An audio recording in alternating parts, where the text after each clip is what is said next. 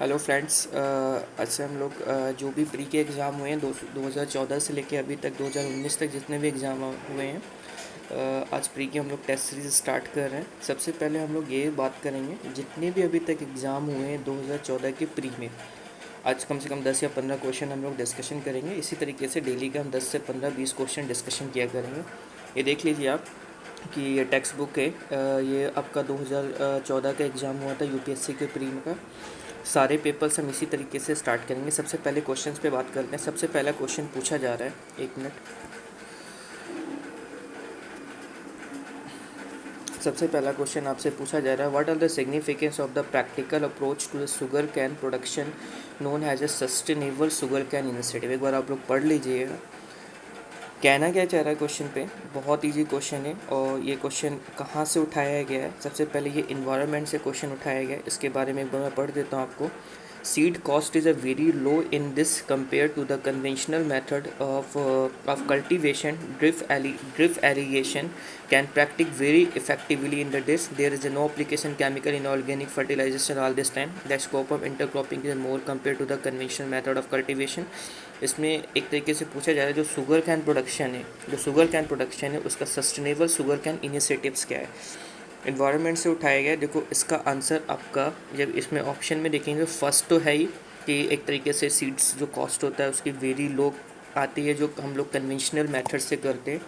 और दूसरी बात हम इसमें करते हैं, इसमें सेकंड ड्रिप एरीगेशन होता है और थर्ड होता है एक इंटरक्रॉपिंग। हम एक साथ दूसरी फसल भी हम आराम से इसी के साथ कल्टीवेट कर सकते हैं। इसका आंसर है बी। ठीक है, चलते हैं नेक्स्ट क्वेश्चन के लिए। आपका सेकंड क्वेश्चन पूछा जा रहा है और इसमें ऐसे फर्स्ट क्वेश्चन में और जैसे थोड़ा सा मैं बता देता हूँ इसी फर्स्ट क्वेश्चन के बारे में।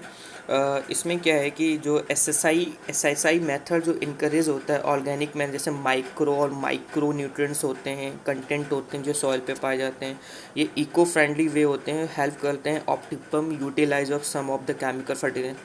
इसी तरीके से हम लोग जैसे राइस इंटेंसिफिकेशन के बारे में जानते हैं, sustainable agriculture also being to the continuous focus. ठीक है, इसलिए इसको बारे में ज़्यादा थोड़ा सा एक क्वेश्चन आ गया था। इससे बताए इन क्वेश्चन से सॉल्व करने से आपको ये समझ में आ जाएगा कि एग्ज़ाम का पैटर्न क्या होता है, एग्ज़ाम में क्वेश्चंस कैसे पूछे जा रहे हैं और हम लोग कितना इफेक्टिवली इसकी प्रिपरेशन कर सकते हैं। ठीक है, नेक्स्ट क्वेश्चन बात करते हैं। एक वेटलैंड इंटरनेशनल इम्पोर्टेंस के बारे में बताया गया है कि ब्राउट टू द, एक मिनट,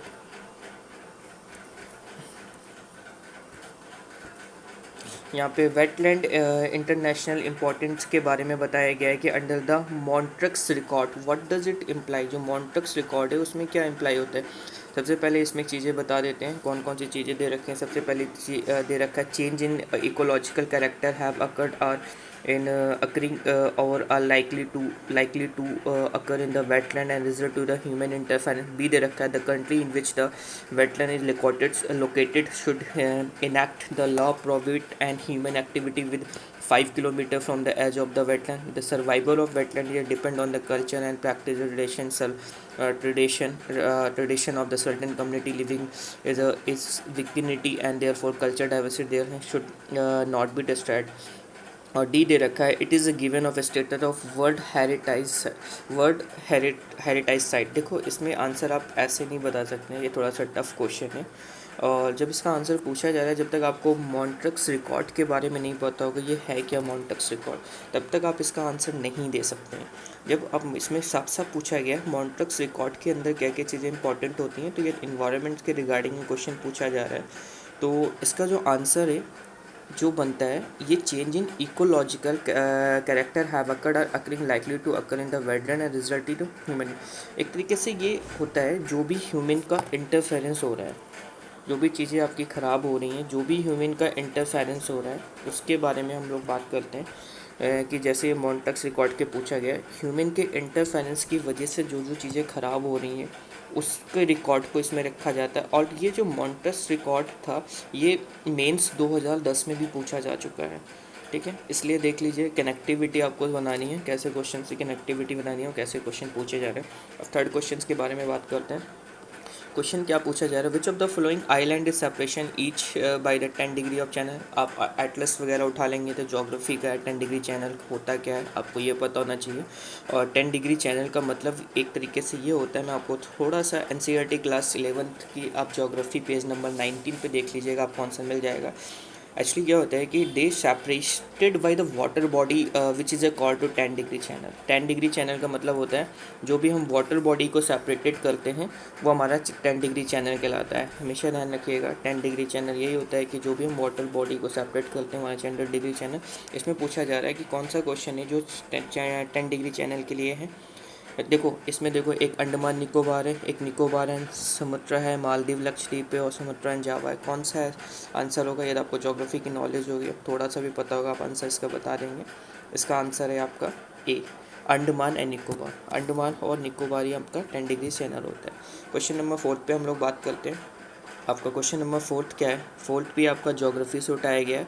इसमें पूछा गया है कि कुछ प्रोग्राम और प्रोजेक्ट दे दिए हो, मिनिस्ट्री पूछ लीजिए। ये बहुत इजी क्वेश्चन है। Draft and prone area programme किसके अंदर आता है? मिनिस्ट्री ऑफ एग्रीकल्चर से अंदर आता है। Desert and development programme ministry of environment के अंदर आता है। फॉरेस्ट के अंदर या national wetland development project rain for areas ministry of rural and development के अंदर आता है। आपको बताना है which one of the correct answer. नीचे आपके ऑप्शन दे रखे हैं या फर्स्ट, सेकेंड एंड थर्ड। और देखिए इसका आंसर थोड़ा सा इजी है। इसका आंसर आपका डी है, नन। इसमें से कोई भी मिनिस्ट्री सेम नहीं है। इसमें जो भी आंसर आ रहे हैं आपके सारे आंसर इसमें से गलत हैं आपके। मैं आपको इसका करेक्ट सीक्वेंस भी बता दूंगा कौन कौन से। ये वाला, ये वाला, ये वाला, यहाँ पे ऑप्शन दिए गए। इसका आंसर है आपका डी आ रहा है। अच्छा, जब डी आ रहा है तो इसके आंसर है, देखो नेशनल वेटलैंड प्रोजेक्ट जो डेवलपमेंट है, ये नेशनल वेटलैंड डेवलपमेंट प्रोजेक्ट आपका rainfall under the ministry of agriculture के अंदर आता है। ये मिनिस्ट्री ऑफ एग्रीकल्चर के अंदर आता है। और national of wetland water set development programme being, ये आता है आपके मिनिस्ट्री ऑफ रूरल डेवलपमेंट के अंदर आता है। जो आपके लिए मैंने ये बताया था, ये वाटर सेट वाला जो होता है ये आपके अंदर डेवलपमेंट के लिए अंदर आता है। ये आपके आंसर है। ठीक है, चलते हैं नेक्स्ट क्वेश्चन के लिए। ये इसी के हिंदी में क्वेश्चन दे रखे हैं, मैं इंग्लिश में सॉल्व करवा रहा हूँ। एक कितने क्वेश्चन? 4। एक क्वेश्चन और करवाते हैं, फिर आप बताइएगा कैसा इसका व्यूज़ है, कैसा है। यदि इसको कंटिन्यूसली करना है तो आप कमेंट ज़रूर कीजिएगा। एक क्वेश्चन पूछा गया, with reference of Bombay natural history society consider. देखो फैक्चुअल क्वेश्चन पूछे जा रहे हैं, इतना टफ नहीं है, बट आपको आइडिया पड़ जाएगा किस तरीके से ये कहाँ से क्वेश्चन पूछा गया। आपको जब तक आपको बॉम्बे नेचुरल हिस्ट्री सोसाइटी के बारे में नहीं पता होगा, यू कांट डू इट। ठीक है, आप आंसर नहीं दे सकते। सबसे पहले आपको पता होना चाहिए बॉम्बे नेचुरल सोसाइटी क्वेश्चन क्या पूछा जा रहा है, ये है क्या। एक क्या ऑटोमेटिक, पहला ऑप्शन है ऑटोनॉमस ऑर्गेनाइजेशन है, मिनिस्ट्री ऑफ एनवायरनमेंट फॉरेस्ट के अंदर आता है, या एक एक्शन बेस्ड रिसर्च एजुकेशन है, या एक conduct nature trails campus general public. Which of the state, इसमें पूछा गया विच वन ऑफ द करेक्ट। आपको बताएं, जब तक आप इसका आंसर नहीं बताएं, जब तक आपको बॉम्बे नेचुरल हिस्ट्री सोसाइटी के बारे में नहीं पता होगा, जब तक आप इसका आंसर नहीं बताएंगे। सबसे पहले BNHS के बारे में बताएं, डज नॉट कम अंडर, कभी भी ये मिनिस्ट्री ऑफ एनवायरनमेंट और फॉरेस्ट के अंदर नहीं आता है। ये चीज़ आप अच्छे से क्लियर कट कर लीजिए। इसका आंसर थर्ड है कि it organise and conduct natural trades and campus of general public. ठीक है, एक तरीके से मैं इसमें थर्ड क्या बता रहा हूँ, इसमें सेकंड और थर्ड, इसमें यहाँ पे ऑप्शन नहीं दे रखे हैं, इन्होंने ऑप्शन मिस हो रहा है यहाँ पे। इसमें ऑप्शन ए का फर्स्ट एंड थर्ड, मैं ऐसे बता देता हूँ आपको। यहाँ पे ऑप्शन देख लेते हैं, ये जो है ये सेकंड और थर्ड इसके करेक्ट ऑप्शन है। इसमें देखो ऑप्शन नहीं दे रखे हैं, बट ऑप्शन अलग अलग हैं। इसमें ABCD करके डिवाइडेशन है। देखो स्ट्राइप कंजम निश्चित होता है, action based research, education and public awareness के बारे में ये, और ये organise natural and trails and campus for the general public के लिए। ठीक है, ये आज के लिए यार यही 5 क्वेश्चन करते हैं। देखो पहली चीज़ ये, देखो आंसर आपको बहुत डीपली घुसना पड़ेगा। जब तक आप डीपली नहीं जाएंगे आप कभी भी आंसर नहीं दे पाएंगे। और दूसरी चीज़ है, आपके पास टाइम लिमिटेड होगा, और आपको इतनी हैबिचुअल या हैबिट बना लेनी चाहिए। क्वेश्चन या टेस्ट सीरीज दे, चाहे विजन का दो, चाहे इनसाइड IAS का दो, कोई भी आप टेस्ट सीरीज वगैरह दीजिए, बट एटलीस्ट आपके पास ये होना चाहिए आप कितनी जल्दी आप क्वेश्चन को सॉल्व कर पा रहे हैं। जितना आप जल्दी से क्वेश्चन को सॉल्व कर पाएंगे उतना रैपिडली आपके अटैम्प्ट बढ़ जाएंगे, नंबर ऑफ क्वेश्चन अटैम्प्ट बढ़ जाएंगे। और पहली चीज़ है अटेम्प्ट बढ़ना इज़ नॉट इनफ, आपकी एक्यूरेसी मैटर करती है, आप कितना अच्छे से इसको सॉल्व कर रहे हैं। आई होप आपको ये क्वेश्चन समझ में आए होंगे, और आने वाले टाइम में और भी मैं इसमें कुछ भी एक्स्ट्रा चीज़ें होंगी, एक्स्ट्रा कैरिकुलम होगा, वो मैं ऐड ऑन करूँगा। और आज के लिए इतना ही, जैसा होगा, जैसा व्यू होगा आप बताइएगा, इसको हम कंटिन्यू करेंगे। ठीक है, best of luck, take care.